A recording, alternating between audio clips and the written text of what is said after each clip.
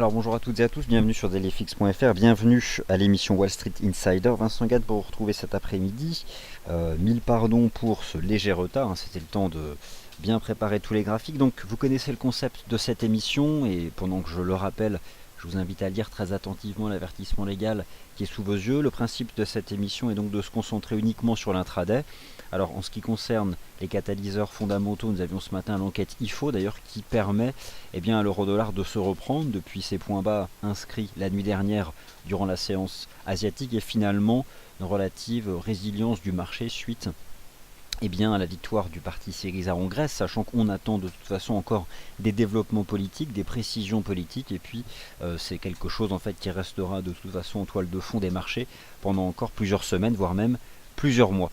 Alors, avertissement légal, négocié sur marge sur le marché des devises ou via des produits CFD comporte un risque élevé, ne peut être recommandé à tout investisseur. Je vous laisse lire la suite, il reste 4 ou 5 lignes. Si vous étiez présent ce matin au morning meeting, on s'est concentré uniquement sur les graphiques en données journalières.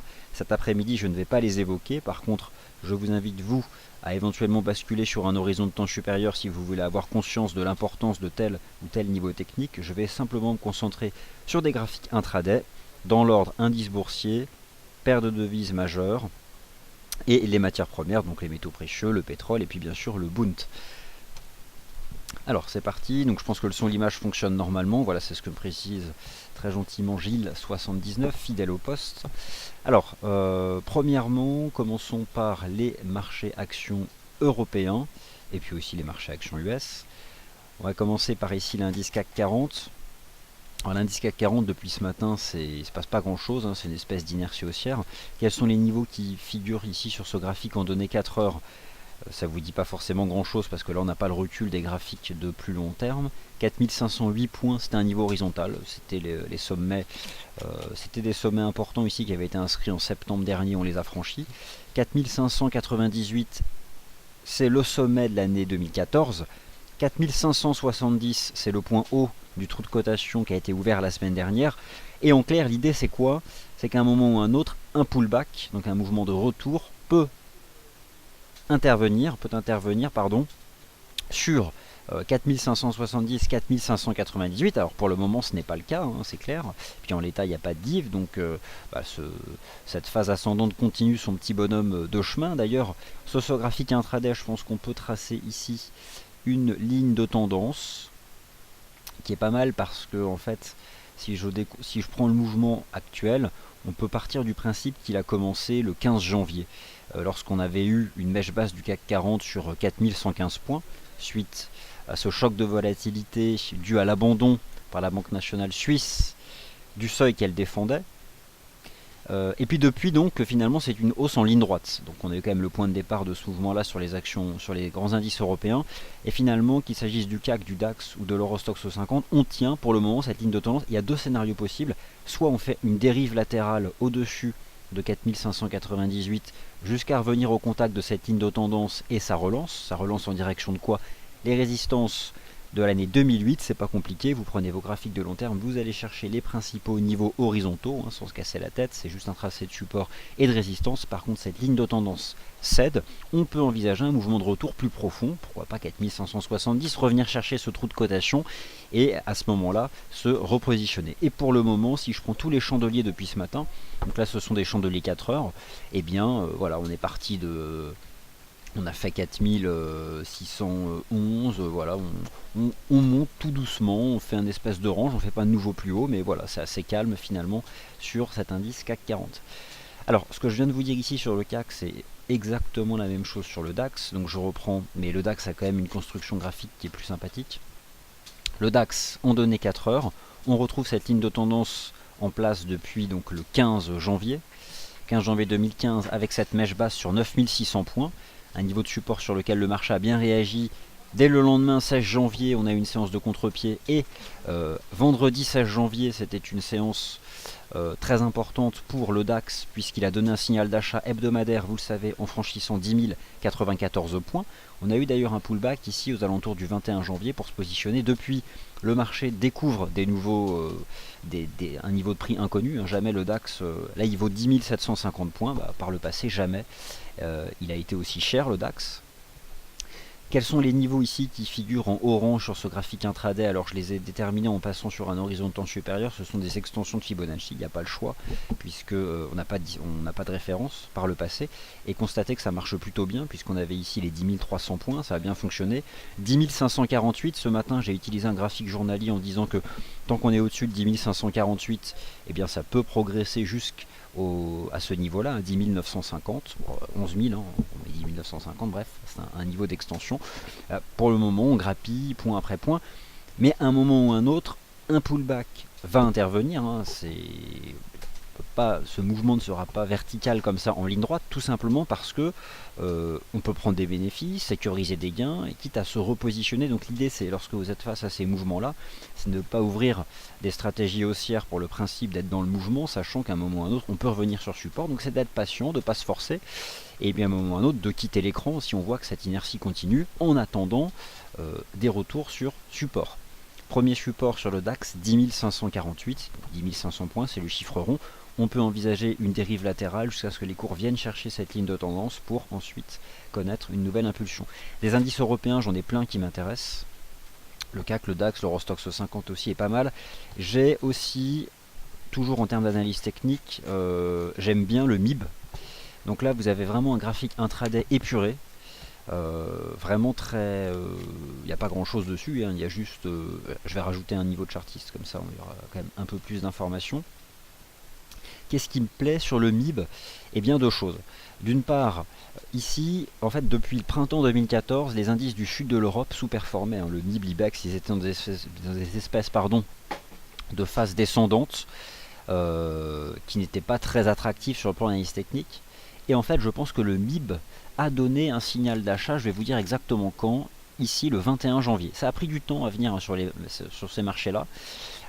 Donc forcément le 21 janvier, bon, la Banque Centrale Européenne, etc. Bref, on est un peu dans ce thème-là qui fait que toutes ces actions, ces indices-là profitent du programme qu'a lancé la Banque Centrale Européenne. Moi après, je vais juste faire de l'analyse technique là.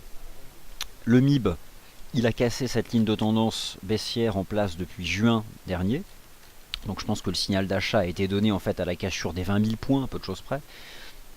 Il a confirmé en franchissant ce niveau ici à 20 193 points, qu'on peut considérer comme étant la ligne de coup d'une structure, disons, en double bottom sur 17 725 points. Sur le court terme, excusez-moi, sur le court terme, le MIB comme le CAC et comme l'IBEX, en données 4 heures, on est soutenu par cette ligne de tendance en place depuis le 15 janvier. On pourrait appeler ça la ligne de tendance de la BNS. Hein. C'est une ligne de tendance qui existe depuis ce choc de volatilité de la Banque nationale suisse.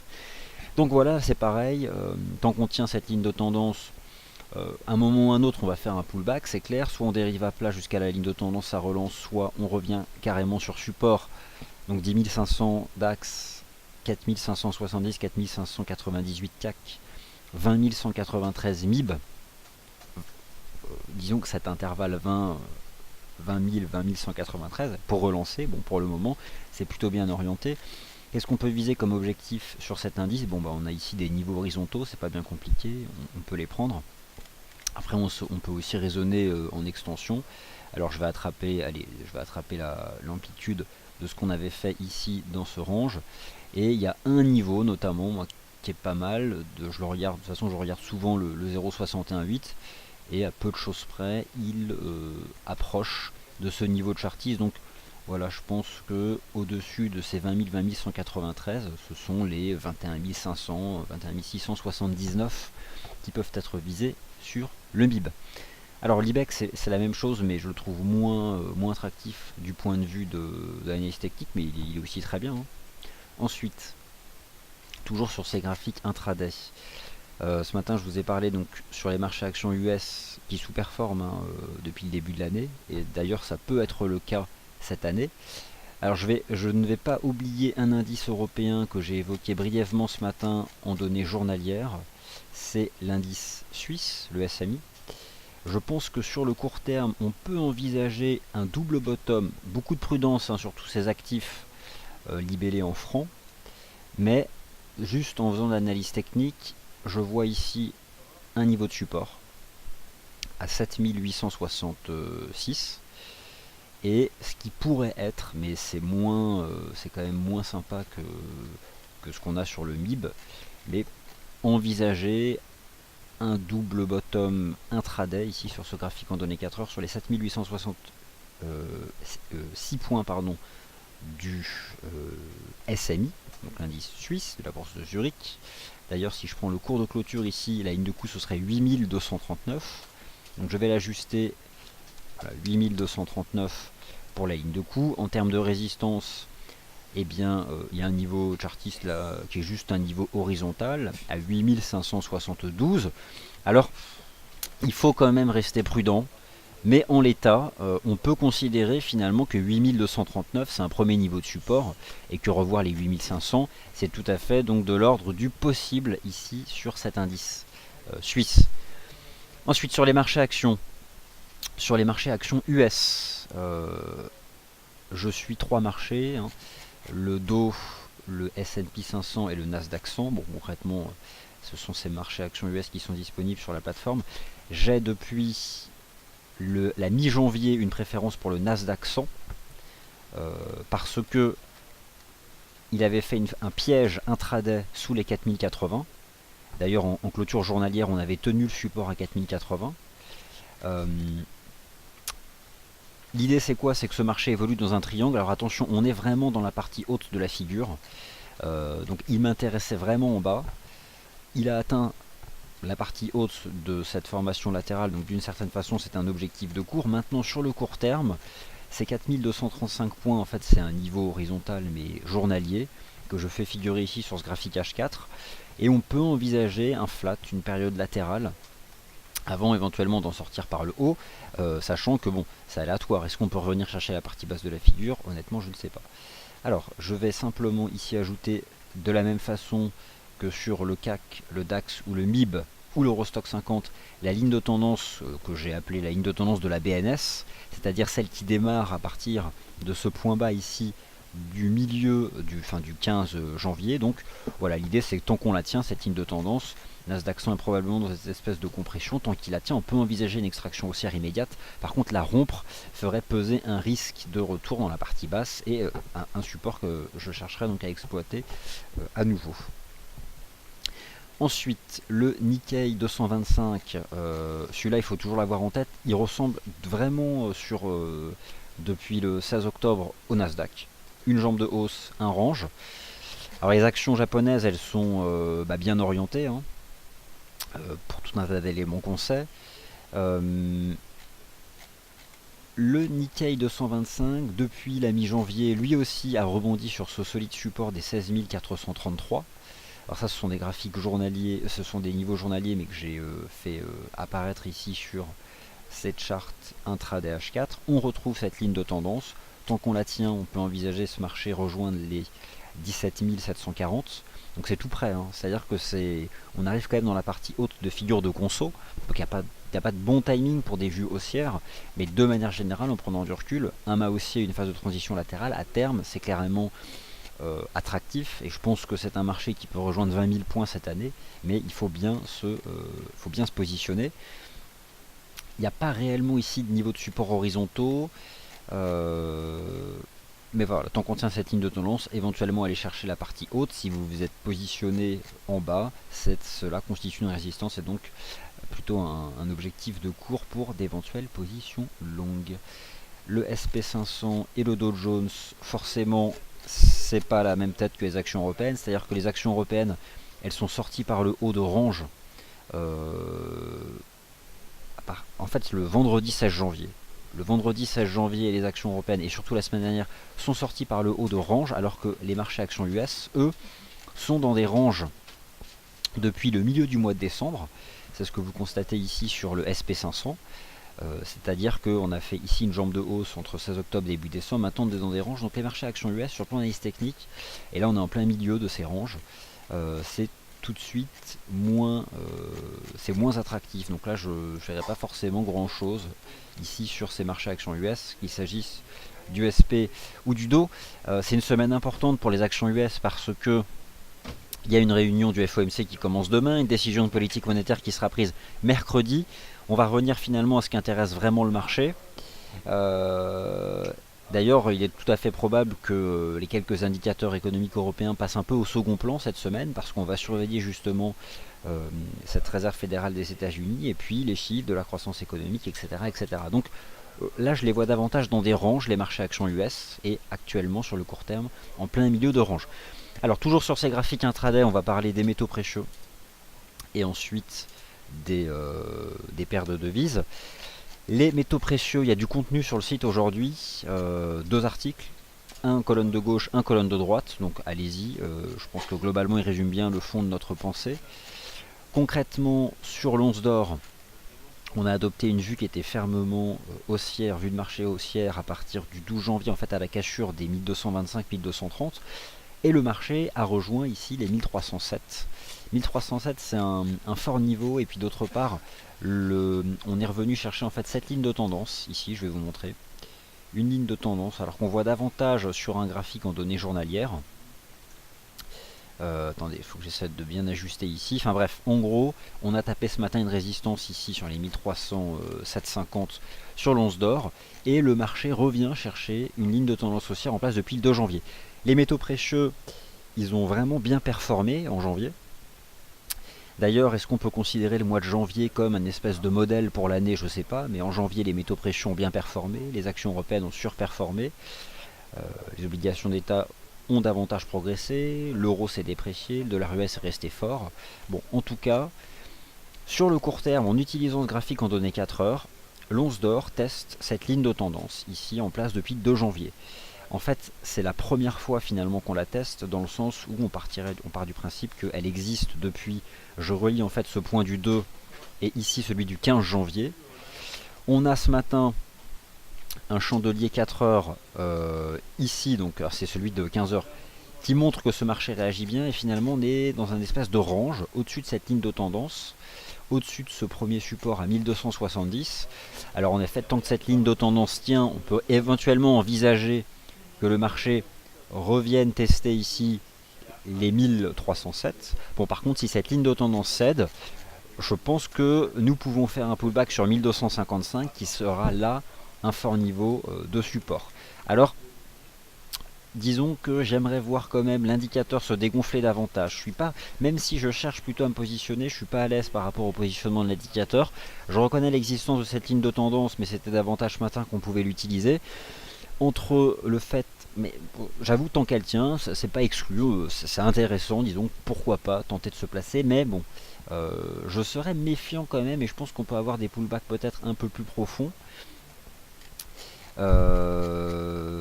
D'autant plus que sur, enfin voilà, on a quand même un indicateur ici qui peut respirer en données journalières, mais le simple fait que celui-ci peut respirer peut tout simplement se traduire par un marché flat, une phase latérale au-dessus des 1270. Donc j'ai quand même ce sentiment que même si en H4 cette ligne de tendance devait être abandonnée par le marché, parce qu'on ne les tient pas de manière infinie, j'ai quand même le sentiment que 1270 pourrait tenir. Bon, voilà.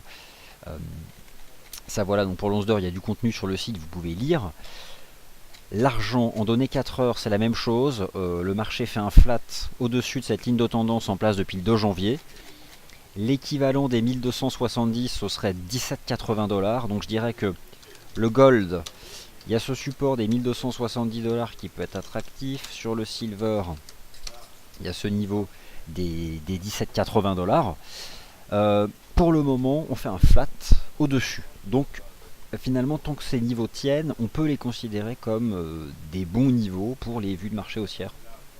Ici, sur l'argent et l'once d'or. Alors bon, des matières premières, il y en a tout un tas. Si certaines vous intéressent, vous pouvez me demander. Mais vous avez ce matin une alerte qui vous montre une réaction du cuivre sur un bas de canal et en intraday, un double test réussi des 2,42 $. Donc là, franchement, lorsque je vois le cuivre, cette réaction donnée 4 heures, j'ai tout à fait le sentiment qu'on peut rejoindre les 2,63. Et donc 2,63, ce serait la ligne de coup d'un potentiel double creux. Donc ça, c'est à surveiller sur le copper. Regardez, juste en vous le montrant ici en données H4, on a donc ce niveau qui a bien réagi, c'est pas mal. Et au fond, on même si ça reste baissier, moi je verrais davantage les choses de cette façon-là. J'ai ici donc ce qui pourrait s'apparenter à la ligne de coup d'un double creux potentiel. Donc là sur le court terme, même s'il est, en l'état il n'y a pas de structure d'inversion de tendance, puisque sous la ligne de coup il n'y en a pas. En l'état il y a juste un range. Mais c'est toujours pas mal de voir que le marché revient tester ce point-là, des 2,40. Disons que l'idée sur ici les cours du cuivre, c'est de surveiller ce niveau des 2,63, car une cassure H4 de ces 2,63 et peut-être qu'au fond une cassure haussière des 2,53 serait d'une certaine façon précurseur, ça permettrait de viser un rebond en direction des 2,80 qui sont d'ailleurs sur ce marché ici un niveau, voilà, c'est ce niveau, c'est un gros niveau de chartiste. Donc au fond, je n'exclus pas ce scénario d'un pullback sous la forme d'un rebond technique des cours du cuivre en direction ici de ce niveau des 2,80 $. Mais voilà, j'aimerais au moins voir une cassure des 2,53, revenir tester, donc casser le pullback sur 2,53 et pourquoi pas là une stratégie positive qui irait donc dans le sens aussi de voir l'argent tenir les 17,80 et de voir l'or tenir les 1270. Alors, ensuite, lorsque j'étudie maintenant les autres matières premières, notamment les cours du pétrole, alors c'est que c'est compliqué, hein, le pétrole il tient une nouvelle fois 44,19, mais ça reste finalement un range dans une tendance baissière. Alors le plus souvent des ranges dans les tendances baissières, on en sort par le bas. Je vous ai déjà montré notamment lors de la journée de conférence en ligne de la semaine dernière que sur des graphiques de long terme, le premier semestre peut-être un semestre de stabilisation, mais à quel niveau? 30, 35, voire même 20, personne ne le sait. Donc pour le moment, ça reste simplement une pause dans une dynamique de baisse. Depuis le début de l'année, le pétrole a déjà perdu 13%. Après en avoir abandonné 40 en 2014, donc voilà, ça reste baissier, on tient un support, mais je pense qu'il est plus attractif d'aller chercher à se positionner du côté des matières premières qui ont plutôt proposé de la performance depuis le début de l'année, et en clair donc les métaux précieux. Bon, les cours du gaz naturel, ça ressemble à peu de choses près à ce que fait le pétrole, à savoir quelque chose qui n'a pas réellement de forme graphique. On tient ici un support à 2,78, mais je ne vois pas concrètement ce que nous pouvons aller faire de ce côté-là. Alors maintenant, les paires de devises, il y en a un peu plus, toujours basées sur ces graphiques intraday. Je tiens à revenir sur cette stratégie proposée sur le cross USD-CNH. Vous êtes ici face à un graphique en données H4, avec notamment, donc ce que je vous ai proposé, en fait c'était en décembre, hein, j'ai commencé à l'accompagner dès le début du mois de décembre pour viser justement ces 6,27. Dernier signal d'achat en date a été donné vendredi et je vous ai proposé sur notre site une alerte montrant tout simplement un signal d'achat selon l'analyse technique, c'est-à-dire la cassure haussière des 6,2385. Donc c'est ce niveau de prix horizontal ici, 6,2385. On fait une cassure haussière, même pas de pullback, c'est parti en direction des sommets l'année dernière. Donc ce que vous avez ici sur l'USD-CNH, ce sont les sommets de l'année 2014. Mais je pense que ce marché ira beaucoup plus haut. Et que cette année, nous pouvons viser un retour en direction des 6,30, des 6,35. C'est quelque chose que je défends, hein, à savoir ici une jambe de hausse, une phase de transition latérale, et nous sommes repartis pour une jambe de hausse. Donc en clair, ici on a fait d'ailleurs une phase de transition latérale qui a pris la forme d'une structure en épaule, tête-épaule inversée. Là on a vraiment eu vendredi 23 janvier un chandelier H4 de cassure, on a atteint 6,27. Ce que je veux simplement maintenant vous signifier, c'est que cette zone-là, ce niveau maintenant des 6,2385 est un bon niveau de support pour une position dans le sens donc de cette dynamique haussière. Donc à surveiller. Un pullback qui me paraîtrait assez clair ici du point de vue de l'analyse technique sur l'USD CNH. Alors, toujours du côté des métaux précieux, les cours du platine. Alors déjà, les cours du platine, a priori, malmènent. Alors ça, c'est une ligne de tendance qui est en place depuis le 2 janvier. Mais les cours du platine, en fait, le véritable signal d'accélération il avait été donné ici. Pareil, hein, c'était vers le 12 janvier lorsque le marché s'est affranchi cette ligne de tendance. On est venu chercher les 1292 qui était en soi un objectif de cours. Alors, doit-on considérer, c'est un peu la même chose que l'argent et l'or, c'est-à-dire qu'on a fait des belles progressions depuis le début de l'année. on atteint les objectifs, on voit que le marché forme des supports, hein. Ici, qu'il s'agisse des 1246 sur les cours du platine ou encore des 1270 sur l'or ou des 1780 sur l'argent. J'ai quand même le sentiment que ce marché a besoin de se dégonfler, mais bon, ce sont des niveaux de support, et au fond, 1246 sur le platine, 12,70 sur l'or ou 17,80 sur l'argent sont des niveaux susceptibles de tenir. J'oubliais tout à l'heure, et celui-là me semble tout à fait aussi intéressant à suivre, c'est l'indice Eurostoxx 50. Pourquoi? Parce que l'indice Eurostoxx 50, c'est le benchmark, hein, pour les actions européennes. C'est celui qui a donné un signal d'achat la semaine dernière en cassant à la hausse les 3300 points, 3330 points. Lui aussi, sur l'Eurostoxx 50, on va retrouver cette ligne de tendance haussière en place depuis ici le 15 janvier. Donc ça, c'est quelque chose qui m'intéresse. Et l'idée, c'est pareil. Soit on fait une dérive latérale jusqu'à la tester, soit carrément un retour sur support. 3330 points, honnêtement, c'est le précédent top annuel de l'Eurostoxx 50, le sommet de 2014. Un Eurostoxx 50 qui reviendrait chercher 3300, 3330, c'est clairement un niveau où des institutionnels vont se placer dans le sens de la tendance haussière de ces actions européennes, sur lequel une forme de consensus s'installe pour qu'elles surperforment les actions US en 2015. En tout cas, qu'elles bénéficient donc d'un arbitrage géographique favorable. J'ai tenté d'ailleurs sur notre site, si vous allez sur le site dailyfx.fr, en page d'accueil, c'est pour ça que j'avais un peu de retard, je finalisais un article allant justement dans le sens où il faut s'intéresser au niveau de support des indices européens. Donc l'idée c'est pareil, même si on a des anticipations haussières, c'est pas de se placer n'importe comment. Ces indices peuvent revenir sur support, le CAC peut revenir sur support, le DAX peut revenir sur support, l'Eurostoxx 50 aussi, si c'est le cas tant mieux, s'ils ne le font pas, eh bien c'est comme ça. Mais l'idée c'est pas non plus de se forcer, tout simplement parce qu'en se forçant à vouloir rentrer dans une dynamique sans soigner le timing, forcément on ne soigne pas le money management. Donc voilà, l'Eurostoxx 50, surveillez 3300, 3330, et je pense même que 3327, qui est précisément le précédent top ici de l'année 2014, peut être mis à profit pour des stratégies donc de positionnement dans le sens de la tendance. Ensuite, en ce qui concerne les paires de devises majeures. Alors, peut-être, j'ai pu voir certaines personnes s'étonner du fait que la victoire du parti politique Syriza en Grèce n'avait pas fait décrocher l'euro-dollar en direction des 1,05 d'un coup. C'était quelque chose de connu, hein. C'est ce que de toute façon les derniers sondages annonçaient, la victoire de ce parti. Maintenant, il y a toujours beaucoup d'incertitudes parce que d'une part, il faut former un gouvernement.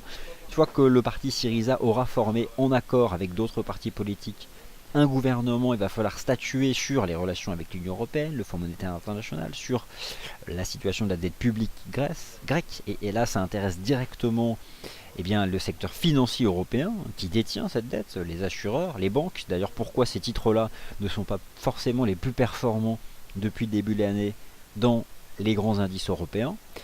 Mais pour le moment, et sur le court terme, l'euro-dollar est rentré dans une phase de rebond technique. Je vais vous proposer quelque chose d'assez simple ici en données 4 heures.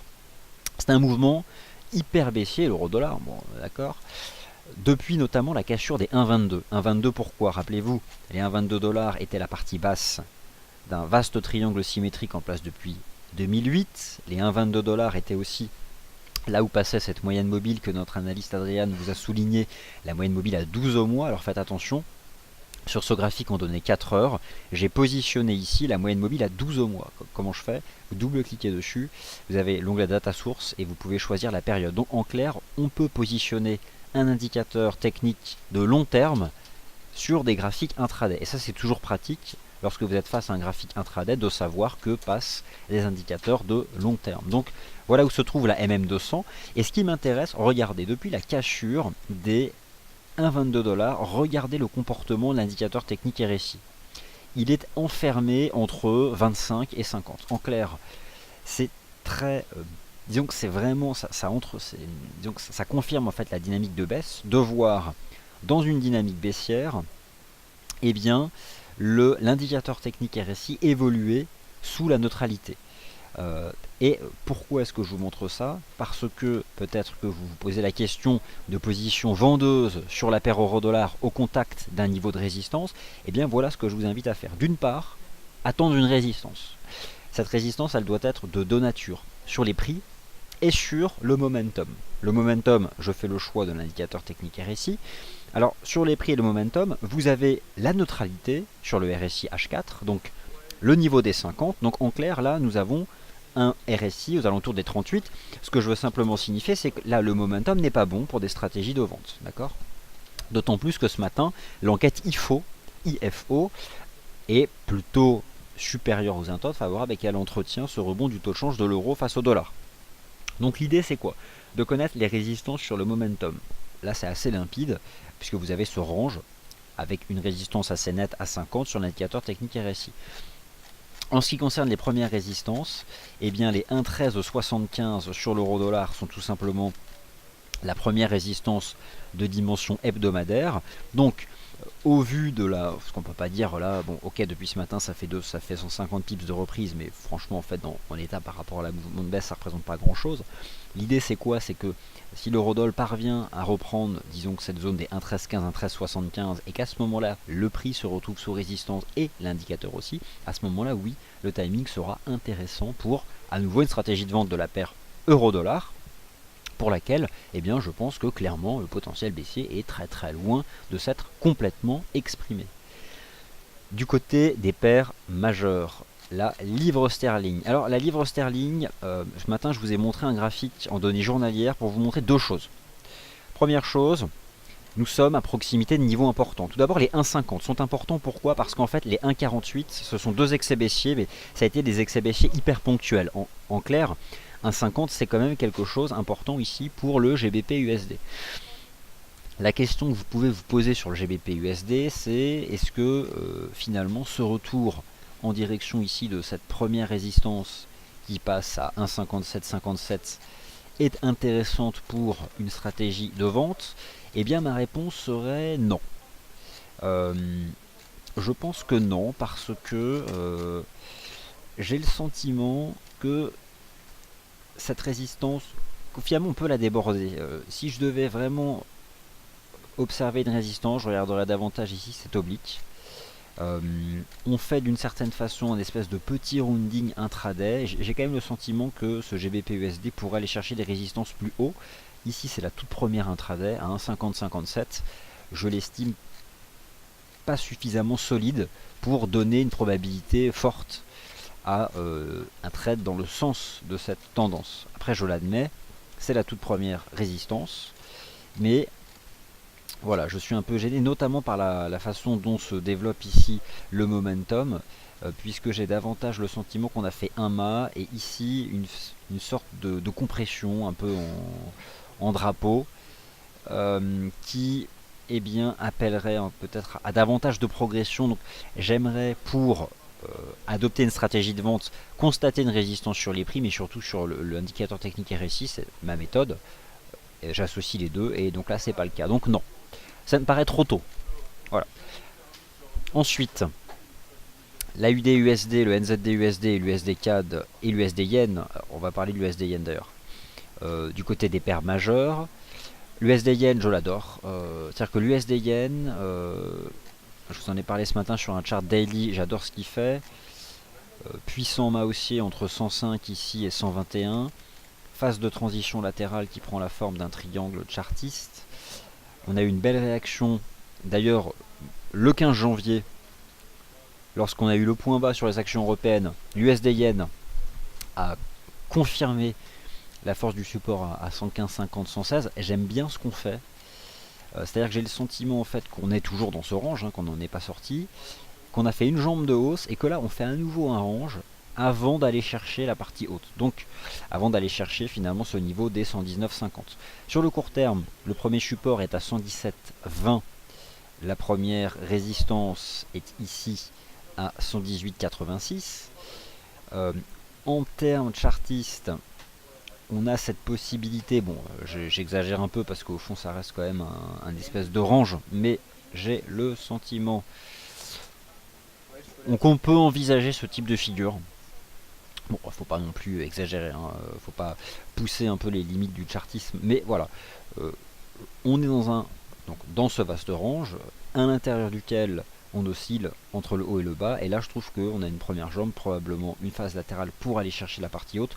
Donc disons que ce qui m'intéresse, c'est cette zone là, cette zone de prix m'intéressent pour des stratégies de positionnement à la hausse, sachant qu'elles sont de toute façon protégées par un stop situé sous les 117,17.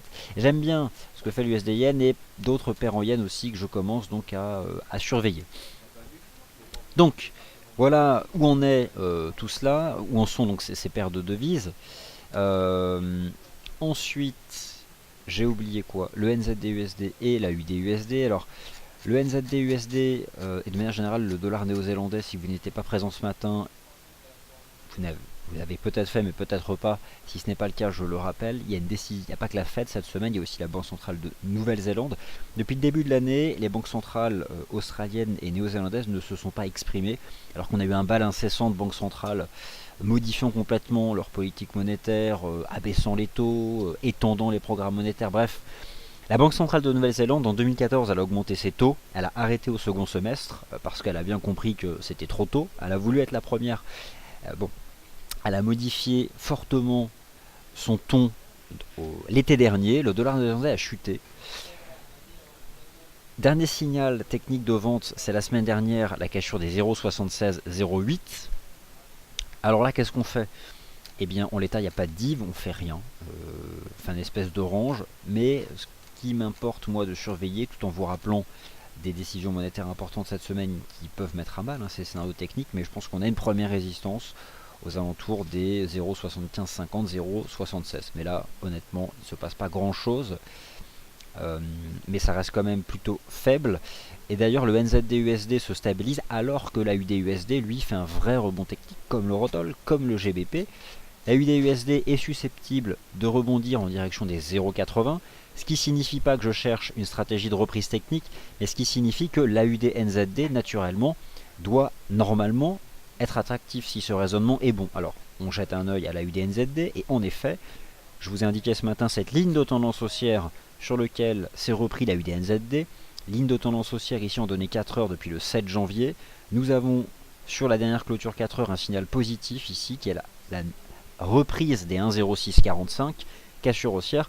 Je ne suis pas étonné de voir la UD-NZD se comporter comme ça, sachant que la UD-USD tout simplement surperforme le NZD-USD. Donc dans tous les cas, la UD-NZD maintenant je pense qu'il va rester comprimé entre cette ligne de tendance en place depuis le 7 janvier et la fausse cassure des 1,0428 qui avait été réintégrée, donc avec des divs en plus, et un pivot à 1,0756 qui est en fait un pullback sur... Voilà, ici on avait une ancienne ligne de tendance haussière, on a fait un pullback. Mon sentiment technique, c'est que le marché sera bientôt en mesure de casser à la hausse 1,0756 et donc de revenir en direction des 1,10 voire même des 1,13. Mais il ne l'a pas fait. À un moment ou à un autre, pour un tel mouvement, il faudrait une inflexion très nette de la politique monétaire de la Banque centrale de Nouvelle-Zélande et un discours en faveur d'une dépréciation du dollar néo-zélandais, la Nouvelle-Zélande, dont un des partenaires commerciaux les plus importants, eh bien c'est l'Australie. Et forcément, le dollar néo-zélandais s'est fortement apprécié face au dollar australien depuis le mois d'octobre dernier. Nous verrons bien si la Banque centrale y fait référence et ce qu'elle cherchera à créer. En tout cas, au-dessus de cette ligne de tendance, il y avait clairement ce matin une possibilité de se positionner dans le sens de cette dynamique en place depuis le 7 janvier. Et il y a une probabilité quand même intéressante que le marché revienne tester 1,0756 avant la Banque centrale de Nouvelle-Zélande. Alors, est-ce que généralement ça provoque de la vol, ce type de décision de politique monétaire? La dernière en date, elle remonte ici au 10 décembre, et il y avait eu sur la UD-NZD près de 150 pips de volatilité, donc autant vous dire qu'il faut mieux réaliser des positions avant la Banque centrale. C'est mercredi à 21h, heure de Paris. En l'état, en données 4 heures, on a un signal positif à la cassure des 1,0640. Je vise à nouveau les 1,0756 ici sur la UD-NZD. Alors dans les paires majeures, je dois encore évoquer le cas de l'USD-CAD. L'USD-CAD, lui, il va probablement consolider sur le court terme. Donc il peut revenir sur support. Pourquoi? Je vous ai montré que le RSI H4 de l'Eurodoll était enfermé entre 25 et 50. À chaque fois que le RSI H4 de l'Eurodoll atteint 50 en résistance, ça rebaisse. L'USD-CAD, c'est le contraire. Lui, c'est un mouvement haussier, le RSI H4 est enfermé entre 50 et 80. Voilà. Donc sur le RSI H4 de l'eurodoll, 50 est résistance, sur le RSI H4 de l'USD CAD, 50 est support. L'idée c'est quoi? C'est de laisser l'euro-dollar rebondir en direction de certaines résistances, peut-être un 13,75, et l'USD CAD revenir sur support. Le support, je le veux à la fois sur le RSI, donc on n'y est pas, et sur les prix. Sur les prix, je dirais que le niveau vraiment solide, le tout premier niveau, ce serait les 1,2311. Pourquoi? Parce que là, on a la jambe de hausse de la baisse des taux surprise de la Banque centrale du Canada. Et en fait, là, on a la toute petite phase de conso latérale qui a été faite. Donc, 1,2312. Eh bien, même si ça peut paraître éloigné des vraiment forts supports, mais si vous voulez un fort support, c'est 1,20. Donc, je ne vais pas vous donner un niveau 400 pips en dessous. Mais je pense qu'il y a un niveau à surveiller cette semaine, c'est 1,2312.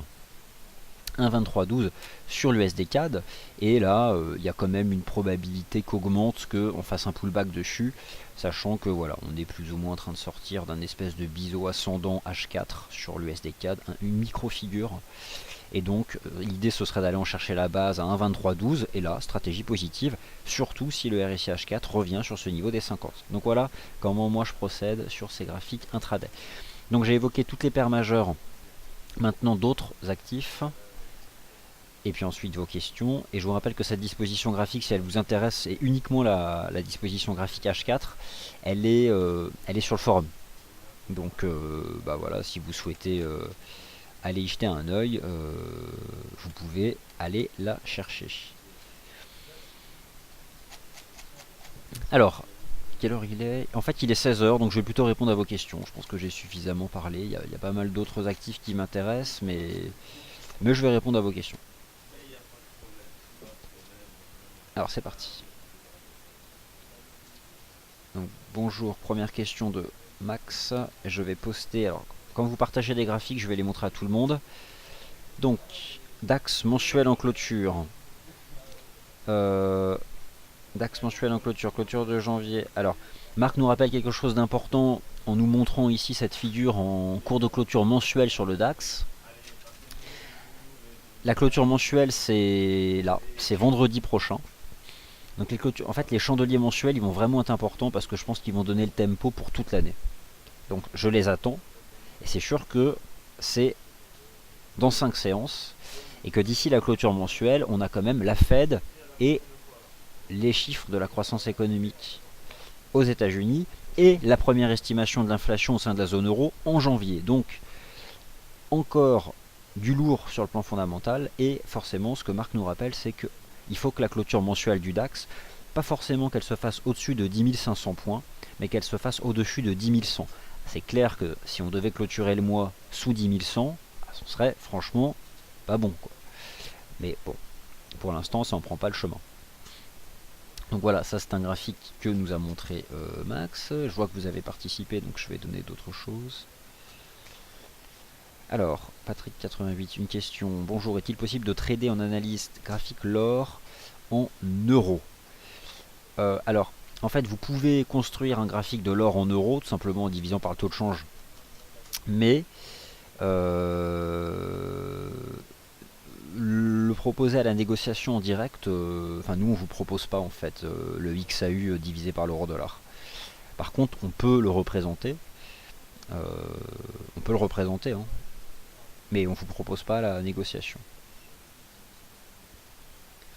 Alors, bonjour par fil. Cas de prise de bénéfice. Donc, par fil nous rappelle qu'il ne faut pas exclure le fait que des liquidités US viennent se placer sur les actions européennes. Donc, en effet, ça c'est un des éléments qui pourrait soutenir les actions européennes. Alors, Patrick, question sur l'USD Index. Est-ce que l'USD Index peut rejoindre... Alors, excellente question, je ne l'ai pas évoqué. L'USD Index, il va consolider à court terme, c'est clair. Pourquoi? Sur ce graphique en données 4 heures, vous avez les sommets de l'année 2009. Adriane vous a écrit un article vendredi. Et moi sur ce graphique H4, regardez, il n'y a rien. J'ai juste mis 11 854. C'est la résistance. Et les sommets de l'année 2009 sur... le dollar US, ça va dans le sens d'un rebond technique de l'eurodoll, du GBP USD et d'un retour sur support de l'USD CAD. l'US dollar index, regardez, le RSI H4 quitte la zone de surachat en la cassant par le bas. C'est un signal de conso, je pense que ce dernier peut revenir en direction des 50, la neutralité. C'est un peu comme l'USD CAD, c'est-à-dire que si on envisage un pullback sur, alors 11 700, ce serait un pullback profond, mais au fond 11 713, c'est le premier support de l'US dollar index. Donc oui, c'est possible de revenir sur ce support. Mais le simple fait d'avoir une anticipation de repli du momentum ne signifie pas que le prix, lui, va baisser. Impossible de trancher entre, par exemple, un range entre 11 770 et 11 854 ou un retour sur 11 713. Là, ce sont uniquement les cassures sur les prix qui peuvent donner l'indication. En tout cas, ce qui est certain, c'est que sur le court terme et sur les prochaines heures, puisque là c'est un graphique H4, le dollar va consolider sous sa résistance de l'année 2009, ce qui permet en effet d'envisager à la fois un retour de l'USD-CNH sur 6,2385, 6,2385 premier support, et un retour de l'eurodoll en direction des 1,1375. Alors 1,1375, c'est la première résistance vraiment solide. Et donc aussi une reprise du RSI H4 de l'eurodoll en direction des 50.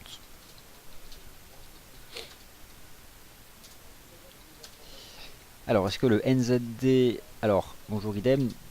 En fait, tout dépendra de ce que... Je n'ai pas encore pris connaissance de ce que va un peu annoncer la Banque Centrale de Nouvelle-Zélande mercredi soir.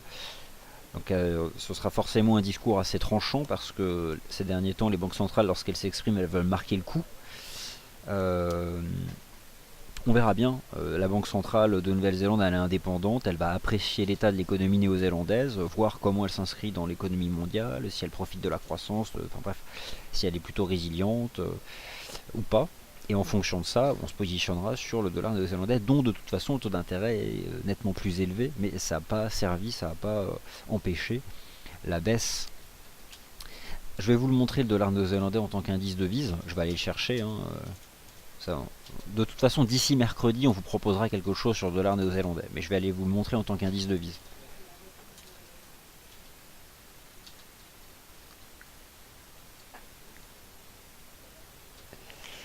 Alors oui, Visiteur pose une question très vaste.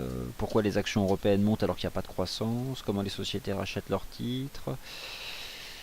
Est-ce que ça monte à cause du QE? Est-ce que ça monte à cause des taux d'emprunt qui sont très bas? Probablement en lien avec tous ces éléments-là. Et puis de toute façon, le prix des actions, il représente pas l'état de l'économie réelle à un instant T, il représente les anticipations.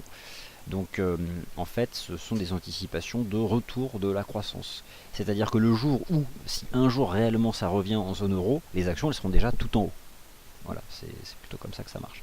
Donc ce que vous avez sous les yeux, ce sont les indices devises.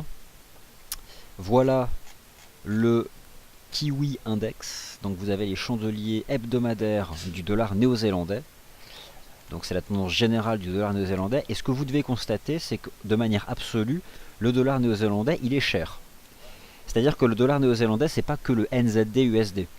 Bon, certes, la Nouvelle-Zélande commerce beaucoup avec les États-Unis, mais aussi beaucoup avec l'Asie et avec l'Australie. Et là, vous avez la tendance générale du dollar néo-zélandais. On voit quand même qu'il a été fermement haussier depuis 2009 et que finalement, il est globalement cher. Donc cette situation-là, ça peut déranger la Banque centrale de Nouvelle-Zélande et elle peut chercher à créer de la baisse. Et de toute façon, la cassure des 0,7690 sur le NZD-USD, c'est plutôt un signal de vente. En ce qui concerne le dollar néo-zélandais, j'ai vraiment regardé que le NZD-USD et la UD-NZD. La UD-NZD, vous en a parlé, vous avez compris, le NZD-USD aussi. D'ici mercredi, c'est promis, je vais regarder les autres. Et notamment le NZD-Yen, parce que la Nouvelle-Zélande commerce aussi avec le Japon. Et donc, là aussi, il faut s'y intéresser. Alors bonjour Cindyba qui partage beaucoup de graphiques sur notre forum via Twitter. Et donc c'est toujours un plaisir de découvrir ces graphiques. Voici donc le graphique de l'once d'or en données mensuelles avec une moyenne mobile à 20 mois qui couvre actuellement les cours. Je crois que c'est Nicolas Chéron qui d'ailleurs vous en a parlé et qui passe au niveau actuel des cours. Et à cette moyenne mobile à 12 mois s'ajoute une ligne de tendance baissière qui passe justement à 1307, 1308. Donc c'est une résistance pour les cours, cette moyenne mobile à 12 mois. Pourquoi la clôture mensuelle sera importante? Imaginez qu'en clôture mensuelle, donc vendredi, l'once d'or s'affranchisse de la moyenne mobile à 12 mois. Qu'est-ce qu'on pourra viser cette année? Donc là, c'est vrai que cette moyenne mobile à 12 mois, vous avez raison, elle va être importante. Moi, je retiens surtout sur l'once d'or, sur votre graphique, Cindybat, qu'on avait cassé les 1170, que tout le monde s'attendait à un décrochage à 1000, et en fait, on a réintégré. Et généralement, quand on invalide, quand on fait un piège baissier, on a un contre-pied haussier, qui peut inviter à penser que cette moyenne mobile à 12 mois, le marché soit capable de s'en affranchir. En janvier, en février, en mars, je ne le sais pas. Mais ce qui est certain, c'est que ça fait partie des chandeliers mensuels à surveiller. Ici, sur l'once d'or. Et donc, on la retrouve ici. Hein, regardez. Je suis sur le graphique de l'once d'or en données 4 heures. Je vais ajouter la moyenne mobile à 12 mois. Comment on fait? Donc, vous sélectionnez moyenne mobile, 12. Bon, on va la mettre d'une certaine couleur, on va la mettre en rouge vif, comme ça, parce que c'est une résistance. Data source, là je sélectionne mensuel. Et normalement, je dois la retrouver pas très loin des cours, alors à moins que ce ne soit pas la moyenne mobile à 12 mois.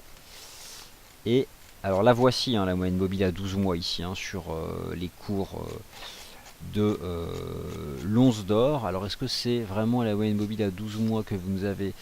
Ah, c'est une moyenne mobile exponentielle, autant pour moi. Donc, j'y retourne la chercher. Moyenne mobile exponentielle à 12 mois. Hop. Je vais la mettre en rouge. On va faire en sorte qu'elle soit bien visible.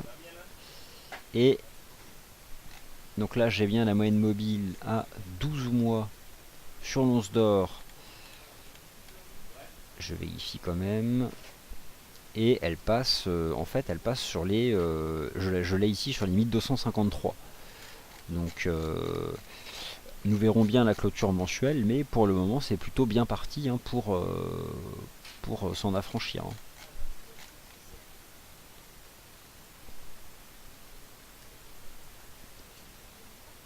Alors, un mot sur le Bund. Eh bien, le Bund, un mot, un support. Premier support 157,95. 157,95. L'idée, c'est que ce marché peut revenir chercher 157,95, faire un flat, surveiller l'indicateur sur le seuil des 50. Ce sera un niveau de support pour une prise de position longue, ici, sur le Bund.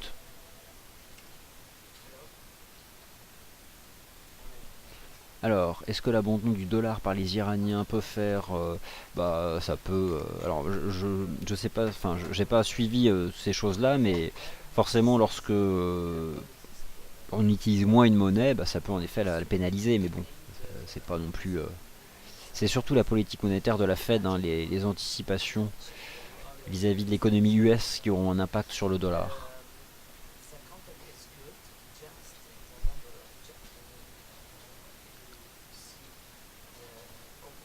Oui, Oracle, tout à fait. Le fait que les liquidités soient alors rémunérées négativement, en fait ponctionnées, forcément, ça n'incite pas les liquidités à se diriger vers ce type de placement, et donc elles se tournent vers d'autres actifs, et notamment les actions.